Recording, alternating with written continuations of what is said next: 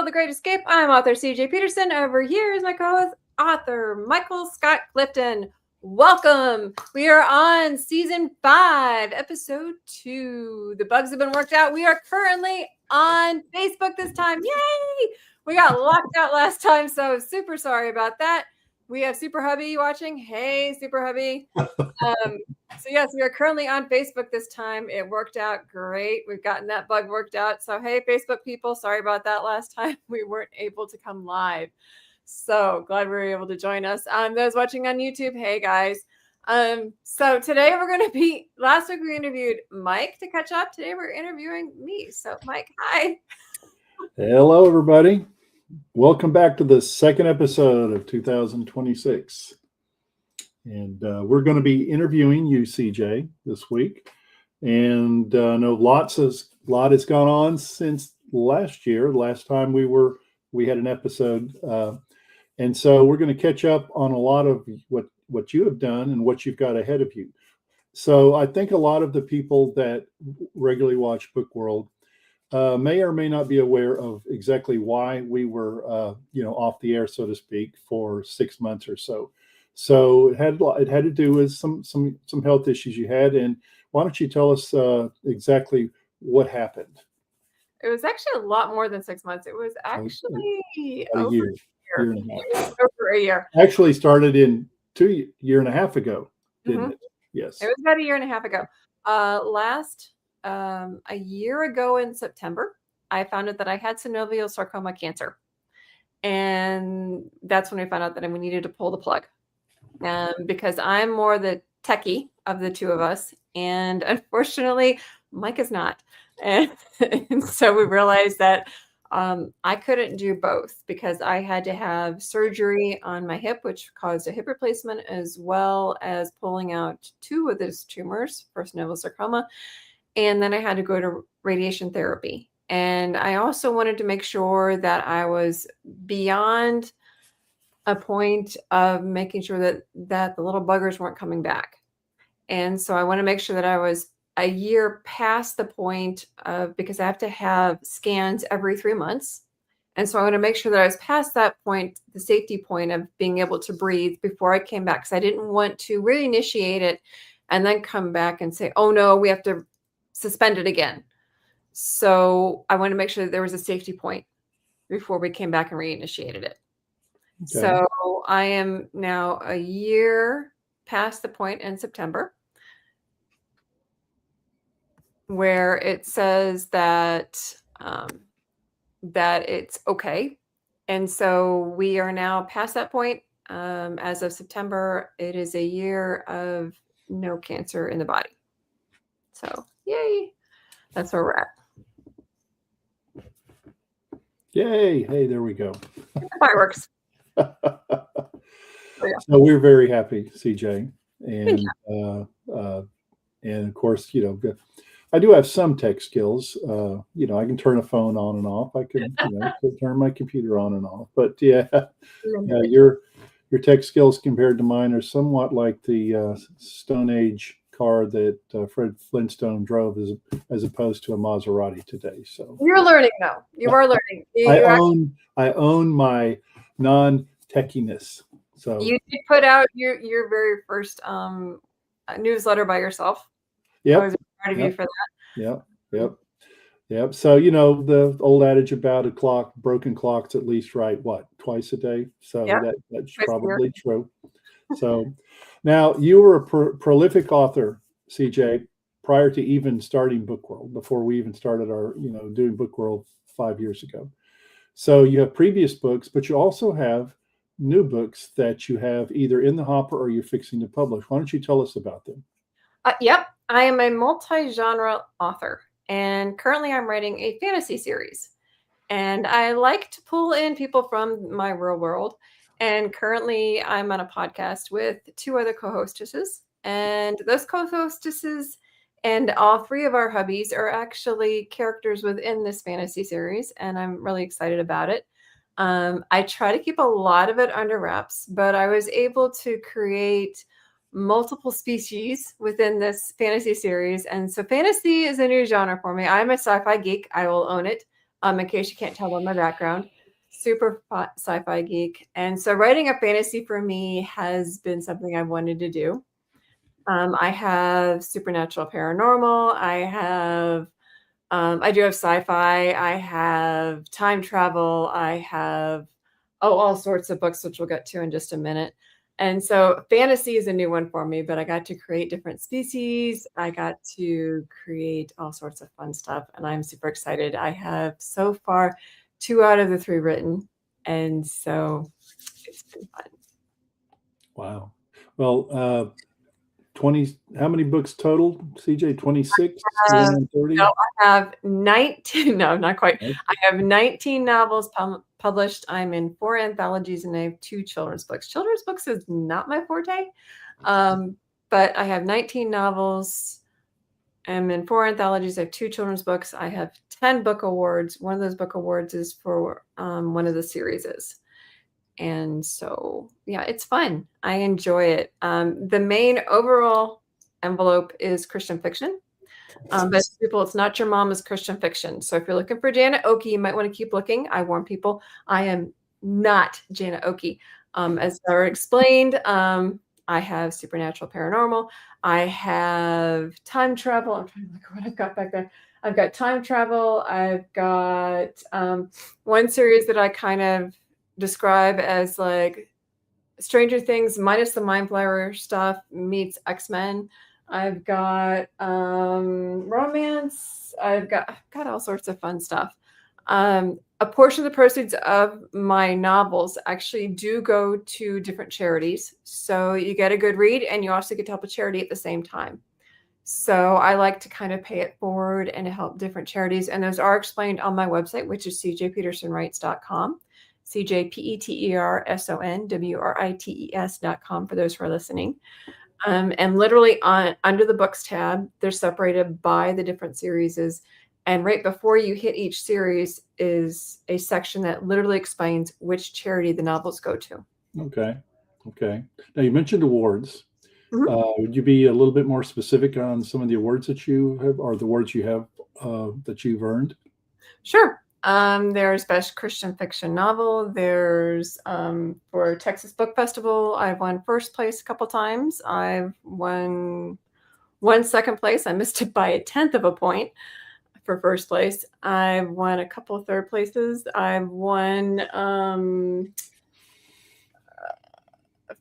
for children's books, I've won Purple Dragonfly Award, which is a National Book Award. For those who do children's books, they know that that's actually a highly valued award for children's books. Like I said, I've won for Best Christian Fiction Series for my Divine Legacy series. I'm trying to think what else. Pretty much they all add up to 10. If you go to my website, it's on the first page, and it actually has them listed right below what they are. Okay, quite a list. So we're both involved in Comic-Cons. Of course, I'm more of a person that has a booth, a vendor, and go to a lot of Comic-Cons. But as I understand it, you actually are not only involved in Comic-Cons, you actually are helping run some Comic-Cons and or having them organized throughout Arkansas, Texas, Louisiana. Will you want to fill in our listeners on how exactly that works? Yeah, it was a happy mistake. We went to a Comic-Con where I used to actually do what you do, which is sell the books. Because of what I do, right, they fit in perfectly to Comic-Cons. Sure. Our authors are aware of that. If you do have anything that's like sci-fi, paranormal, that sort of thing, selling your books at Comic-Cons is a great way to get them out. Sure is. And if I happen to be going to a Comic-Con and you're interested in any of my books, please let me know and I will bring them to you and I will they'll sell them to you there. But I went to a Comic-Con and the Comic-Con owner, it was actually during the COVID time, the Comic-Con owner got COVID and so did his second. Oh, gosh. And so when I got there, nothing was done. And so administration is one of my gifts. And so I got there and everything was a mess. And I'm like, oh, for crying out loud, this is not good. And so I'm like, okay, give me the floor plan. give me the list and give me your numbers, as in the table numbers and who's connected to them. And so my husband took the tape measure because he's also administration. He took the tape measure, grabbed about 3 or 4 people, and they started measuring the floor. I grabbed people as they came in. We started seating people, and I just kind of took over and started putting out fires, so to speak, for the weekend. And I got my table for free. Oh, there's the balloons. I got my table for free that weekend, and my sister ran it. And then, like I said, I was putting out fires all weekend, and the guy who took over for the guy that got sick was like, "Hey, I like your style," and so he's just like, "Hey, come work for me." And so, like I said, it was a happy mistake, and basically, I run the floor of Comic Cons. So, and that's not an easy job. If anyone has ever attended a Comic Con, the amount of work that goes in just to getting the layout and where people are supposed to go, because you only have a finite amount of space between vendor booths. It's the schematics would have me pulling my hair out. So I don't know how you do it, but congratulations. It's beautiful fun. I'm 5'11", so you usually see like the red hair streak running across the floor. That's me. But it's fun. I get to know tons of vendors, tons of artists. I get to know all the guests. So there's these autographs that you see behind me are mostly from a lot of the guests I know. There's like literally walls of autographs behind me and really cool extra things. Super Hubby and I like to get unique items from a lot of the guests. We've had things like a machete that's been signed. We have Kevin Sorbo's pop signed. We have several other unique things that have been signed. And it's really unique, actually, not just getting things signed, but getting to know the guests themselves. Yeah. Human. Getting to know their personalities. They're amazing people. And getting to know them on a personal level is really cool. And getting to know these vendors and seeing them at each different Comic-Con is like old family week, walking like, "Hey, CJ," like, "Hey, it's you again." Yeah. It's really cool and it's super fun. And so when we get to see them at each different con, they're like, "Hey, how you doing? Hey, I know that you had struggles. You had the surgery. How you feeling?" They've seen me in a wheelchair at some points. They've seen me at one point. I broke one ankle and sprained one ankle at the same time. Yes, I'm that talented. It was prior to the whole surgery with the cancer thing. So they've seen different phases of, going through different things. As Super Hubby says, meeting different authors.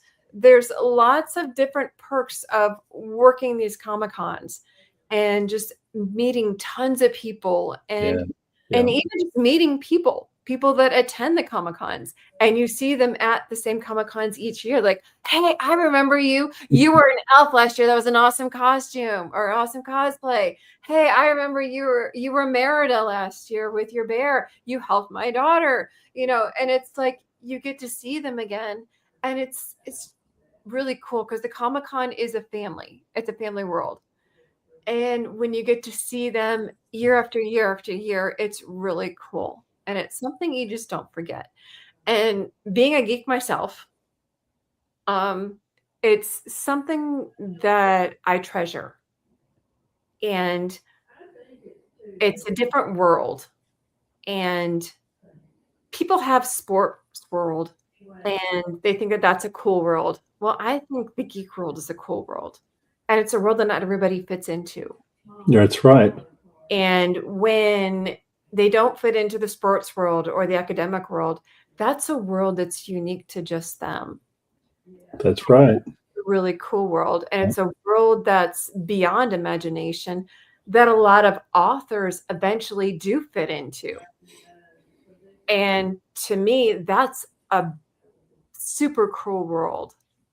It's a world where a lot of artists and creatives fit into that is unique in and of itself that many don't understand. But you know what? A lot of creatives do. That's right. You can really let your hair down at a Comic-Con that you can't do at other places and feel comfortable about it. And the guy that we work with, we will only work with him. and his Comic-Cons are family friendly. So like the Comic-Con that we're going to be running in Brazoria, which is in Lake Jackson on February 28th and March 1st, is the first Comic-Con for the year. And like I said, it's family friendly, Lake Jackson. Look it up, BrazoriaComicCon.com. We already have 3 guests that are announced, which is Vic Mignogna, Karen Ashley, who was the Yellow Power Ranger, and I'm going to get in trouble for it. Alan Robinson, who was the person for the guy who did Scream, the Scareface guy. He's going to be there. So far, those are the 3 guests that are announced. Ghostface, thank you, Super Hubby. Him, Ghostface, and so those are 3 great people. We've worked with all 3 of them. They are amazing people, and so I already know it's going to be an amazing Comic-Con, and I know already a lot of the vendors who are going to be there, and I know that this is our 4th year in that with this particular Comic-Con, and I know that each one of those people that are going to be there are incredible people, and I look forward to this particular Comic-Con. And so, again, it's a family. That's, I guess, all I can say with that. Well, Comic-Cons, we've, of course, we don't have the level of involvement that you do in terms of setting it up. Logistically, I can see how that would be something that you really have to stay on top of. But you're right, you do make friends. You do. We've made good friends, Melanie and I, and people that are creative are naturally attracted to Comic-Cons. And of course, what we write fits right in for the most part with that as well. So if you've not been to one, been just watching Book World, you've never been to a Comic-Con, there's plenty out there. You might want to take the time, try to attend a Comic-Con. Trust me, it will be a memorable experience. If you do, I would start small. Right. And that's another thing you might mention on that, as well. And that is that Comic-Cons are not all created equal. I don't know how much time you want to spend on that. And they are varying sizes from ginormous to small to medium sized. Totally. Yeah. So besides Comic-Cons, you're very busy in other activities in other areas as well. So what are some of the other areas that you're active, that you're involved in as well? Well, this isn't my only podcast. I also have Magic Making Mischief, which I mentioned. The Magic Making Mischief sisters are characters in my new series that I'm currently writing. It's connected to Comic-Cons. We interview everything from voice actors to actors to cosplayers to everything on the in-between. We actually just interviewed the Fair of Champions people. We've had everything on that one, and that one is on Tuesday nights at 7:00. They call us the Giggle Squad. We have so much fun. They're ADHD. I'm ADD, and so it gets hysterical sometimes. We went off on bacon. There's a Comic-Con called Bacon, and I'm like, why didn't they have Kevin Bacon as a guest yet? It goes off on some funny tangents. So that's one thing that I also do. Author, vlogger. I have a vlog called Journey Through the Dash, which is the difference between your birth date and your death date. So pretty much everything on the in-between. We have a couple friends that we like to go out and explore different areas in OKC, which is where I live. We also, Super Heavy and I love to travel. So sometimes I'll do like short videos when we travel. We went to Hawaii this last year. There are tons of travel videos and places that we went to. We also went to Bryce Canyon. We went to a couple other places in Utah. We went to another national park up in, is it Idaho, Super Heavy? I think we went to Crater of the Moon. I do speaking engagements.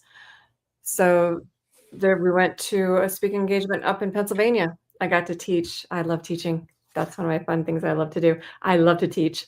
I have tons of different things that I can speak on. I'm as varied as they come. So if it's something that's not on my list in my website of things that I can speak on, trust me, I can probably figure it out. The Craters of the Moon. Yes, that's where we went to, is Craters of the Moon. That place is wild, let me tell you. But if you go to my website under speaker, there's tons of subjects that I have on there. If it's not on there, let me know. I can probably figure it out. But I'm a speaker, I'm a publisher as well. So I've got that under my belt. I think what else? Oh, YouTuber, which is what the Journey Through the Dash is. Creating content. I just like to have fun, pretty much. Well, And so we video it all the time. and you do have a lot of fun, CJ. Well, life is short. Like I said, with cancer last year, I was going to school for psychology and forensics. And I found out about the cancer literally in the middle of class. Yeah, I remember that. Took the wind right out of me. I had to call Super Hubby and call him out of class. And then we had to tell my daughter. And so because of that, I actually ended up leaving school. And I'm like, you know what? I'm not going to go back to school. Super Hubby and I decided to pretty much take life by the horns and run with it. Take it as it comes. Pretty much. Yep. We're getting up there and we're like, you know what? We have a bucket list. And so we're taking it and running with it with a bucket list. Hawaii was on it. We've already knocked that off. We've got a couple other places we want to go. We're just taking life and running with it and seeing where it takes us. You've done a lot of things, had a lot of activities, and of course, we've known each other for a number of years now. I've never known you not to put 100% in whatever you get involved in, and the book world, out of the blue, just started that, and of course, you have quite a variety of things, CJ, that the average person, probably wouldn't be involved in, but there's nothing wrong with that, because if the world was filled with people that did the same thing over and over again, it would be a pretty boring place. And to be an author, especially as in the genres that you write in, you have to have that kind of open imagination to be able to write the stories, that you do. So I just think all of these things that you've mentioned just kind of adds to that experience and probably helps with either present or in future stories and new books and things. So, oh, yeah. Craters of the Moon gave me so much inspiration. When we went to Bryce Canyon, actually, is where I got an idea for the current series that I'm working on. I was trying to kind of work through it, and I actually took a picture of it because it ended up being an element in the current series that I'm writing. It's funny you mention that, because my dad used to take us when we were kids all over the Southwest, and Bryce Canyon was one of the first places we went to back in the day. And you can imagine 2 adults and 3 kids in a camper, those old campers that used to slide in the back of a truck bed. Yeah, it was fun. Well, even when we went to Hawaii, I found different elements for the different species, because Hawaii has a lot of different elements in its landscapes. We went to, I think it was Oahu and Kauai, if I'm not mistaken, and it was like some of their lore ended up in the series, and some of the way that it's structured. So do you have any other trips planned? You in the bucket list, you and Trevor? We do. Places you still want to go to and visit? There are a couple other places that are on that list, yes. Okay. That will be planned, yes. And so, yeah, life is what you make it. And that's what that dash is for. And who knows if I end up going to one of these 3-month things and it comes back that there's synovial sarcomas back. We have a new guy. Hi. New person. And who knows if one of these points that I go back to one of these scans and the cancer's back. I want to know that I made that dash and I made it to the best of my ability. Yeah. And that's what my plan is. Look forward, thought back. Yep. Exactly. Words to live by, and I mean that in a sincere way. I think if more people did that, whether they're healthy as a horse or otherwise, we'd have a lot more happier people in the world today. So live your life to the fullest. While you can. That's right. Yep. You never know. Go to Comic-Con. That'll put something in your bucket list. Accident, who knows? Right. Yes, gospel in every novel. God and I made a deal that we would publish the books and he would get them into the hands of those who need it. And I would put the gospel in every novel. Wow. Shelly's here. Hi, Shelly. So that's what we've done. And we don't care about the actual money that comes in as long as it reaches the people that it reaches. And throughout the years, I've gotten some awesome reviews and some very touching reviews. And those reviews are the ones that I keep for those days when you can't figure out why you're doing this and why you're writing at all. Because there are days you're like, why am I doing this? Yeah. You feel like writing is just, I can't remember, it was Stephen King who said, writing is just bleeding on a page. Yeah, it's like you're running, but you're not getting any traction. It's like you're not moving forward. Yeah, I know exactly what you mean. So some days you're like, why am I doing this? Right. Especially when you're going to push that publish and you're just like, is anybody actually going to like this? Is anybody actually going to read this? And it's for those people, for those reviews that you get. Mm-hmm. And, Book World has many, many topics that we've talked about in the past and will in the future on writing for potential authors and people that are interested in books and anything having to do with you mentioned publishing books, writing, Comic-Cons. So, it's a pretty rich and target-rich podcast, I think. I think it's what makes it unique. So, of course, I'm biased. Just a little bit. If I had any advice for anybody who is interested in writing, I would say write what you know, write from the heart. And if you don't know, find somebody who does, so it can be as close to the truth as you can get it without being fully truth. That would be great. Good. That's good. Okay. So, and get it on paper. That was my other one, was always, you have to get the sand in the box before you can start to build the castle.